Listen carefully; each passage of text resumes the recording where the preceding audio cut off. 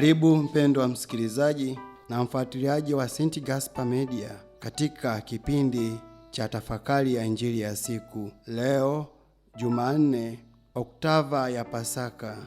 Masomo ya leo, somo la kwanza natoka kitabu cha Matendo ya Mitume sura ya 2 aya 36 hadi 41, na Injili inatoka kwa mwinjili Yohane sura ya 20 aya ya 11 hadi ya 18.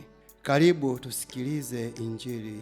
Mariamu alikuwa akisimama karibu na kaburi, nje yake analia. Basi akilia hivi, aliinama na kuchungulia ndani ya kaburi, akaona malaika wawili wenye mavazi meupe wameketi, mmoja kichwani na mmoja miguuni, hapo ulipolazwa mwili wake Yesu. Nao akamwambia, "Mama, unalilia nini?" Akawaambia, "Kwa sababu amemwondoa Bwana wangu, wala mimi sijui walikomweka." Naye akisha kusema hayo, akageuka nyuma, akamwona Yesu amesimama, asijue ya kuwa ni Yesu. Yesu akamwambia, "Mama, unalilia nini? Unamtafuta nani?" Naye huku akidhania ya kuwa ni mtunza bustani, akamwambia, "Bwana, ikiwa umemchukua wewe, uniambie ulipomweka, nami nitamwondoa." Yesu akamwambia, "Mariamu." Yeye akageuka akamwambia kwa Kiebrania, "Raboni," yaani mwalimu wangu. Yesu akamwambia, "Usinishike, kwa maana sijapaa kwenda kwa Baba, lakini nenda kwa ndugu zangu kawaambie, ninapaa kwenda kwa Baba yangu naye ni Baba yenu, kwa Mungu wangu naye ni Mungu wenu." Mariamu Magdalene akaenda akawapasha wanafunzi habari ya kwamba nimemwona Bwana, na ya kwamba amemwambia hayo. Neno la Bwana.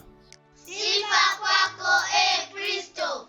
Karibu tutafakari Injili tuliyokwisha kuisikia hivi karibuni.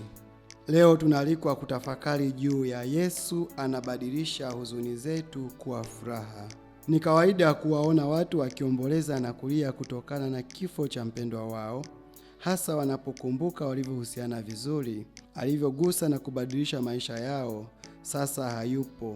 Kwa kweli hapo ni majonzi na huzuni ndivyo vinavyotanda. Wakati mwingine huzuni huzidi kuwa mbaya pale mtu anapofariki kwa ajali mbaya sana kiasi kwamba mwili wake haukuweza kupatikana, yaani mwili wa marehemu haukuonekana. Kwa hakika hii inaumiza sana, kwa sababu kile kinachopaswa kubaki katika kumbukumbu kwa ajili ya mazishi hakipatikani popote. Mariamu Magdalene katika Injili ya leo anaonekana mwenye huzuni na kulia kwa sababu ya kifo cha Yesu, na mbaya zaidi, Mariamu haoni mwili wa Yesu kaburini. Mariamu Magdalena alimpenda sana Yesu kwa sababu alimtoa pepo 7 na kumfundisha vitu vingi. Akashuhudia Yesu akifanya miujiza hapa na pale na kushuhudia kifo na mazishi. Sasa mwili hauko kaburini. Anahuzunika sana kwa sababu ya kwanza ni kifo cha mwalimu wake, na sababu ya pili ni kutokuwepo kwa mwili kaburini. Mariamu Magdalena anahisi moja kwa moja kuwa mwili wa Yesu umeibwa kaburini. Yaani Maria Magdalene baada ya kumeza kidonge kichungu cha kifo cha Kristo, sasa hata mwili wa Yesu haupo kaburini ulipozikwa.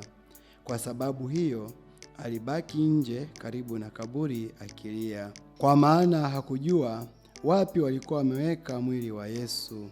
Hata hivyo, huzuni yake iligeuka kwa furaha alipogundua kwamba mwili wa Bwana wake haukuibwa, bali amefufuka kweli kweli kutoka wafu.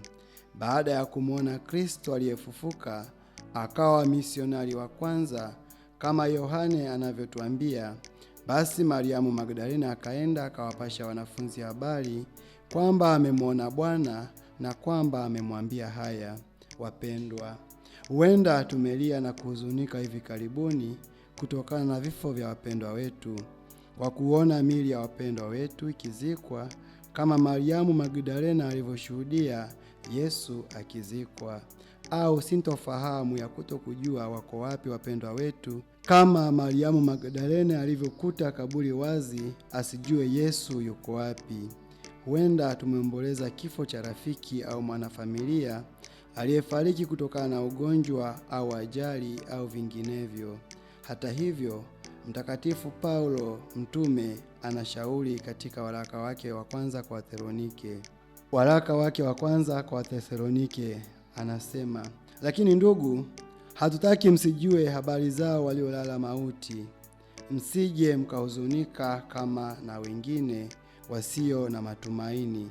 Maana ikiwa tunaamini ya kwamba Yesu alikufa akafufuka, vivyo hivyo na hao waliolala katika Yesu Mungu atawaleta pamoja naye. Rejea waraka wa kwanza mtume Paulo kwa Wathesalonike sura ya 4 aya 13 na 14. Mariamu Magdalene alikuwa na hamu moyoni mwake ya kuwa karibu na Yesu. Hii ndiyo sababu alienda kwa haraka kaburini. Hakika huu ni mfano mzuri kwetu sisi wa Kristo wa kumtafuta Yesu maishani mwetu kila itwapo leo. Katekisimu ya Kanisa Katoliki inasema, tamaa ya Mungu imeandikwa katika moyo wa mwanadamu, kwa sababu mwanadamu ameumbwa na Mungu kwa ajili ya Mungu, na Mungu haachi kamwe kumvuta mwanadamu kwake. Ni kwa Mungu pekee ndipo atapata ukweli na furaha ambayo haachi kamwe kuitafuta. Rejea Katekisimu ya Kanisa Katoliki nambari 27. Tujibidishe kuwa kama Mariamu Magdalene. Tusiache kamwe kumtafuta Bwana wetu siku zote za maisha yetu katika sakramenti, neno la Mungu, na kwa wahitaji kama vile wagonjwa, wazee, wafungwa, maskini na watoto wa mitaani.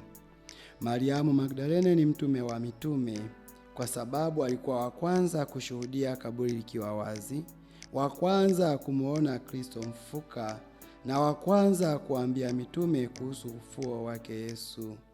Kristo alimtuma kutangaza habari njema za ufufuko kwa mitume wake.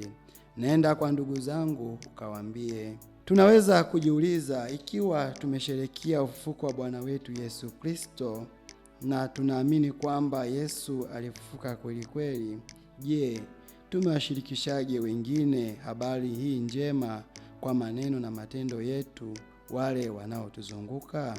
Mpendwa msikilizaji, ninapotamatisha, tumuombe Yesu tunayekutana naye katika sakramenti na tunayemsikia katika maandiko matakatifu na mafundisho ya kanisa, atusaidie tukutane naye katika njia zote anazojifunua kwetu, na kisha tukamtangaze kwa wengine kupitia maneno yetu na matendo yetu, ili tunapofanya hivyo Mungu pekee atukuzwe, nasi wanadamu tutakatifuzwe. Na kushukuru kwa kutafakari pamoja nami Injili ya leo. Niliyekuletea tafakari hii ni mimi Frateri Franklin Stefano Magacha wa shirika la misionari wa damu takatifu ya Yesu kutoka seminari kuu ya Mtakatifu Gaspari del Bufalo, Kola, Morogoro. Itukuzwe damu ya Kristo! Milele amina. Mwanakondoo imara apeperusha bendera nyeupe na safi ya sheria, ushindi wa kimungu. Nasi tunajivunia imani twasakafia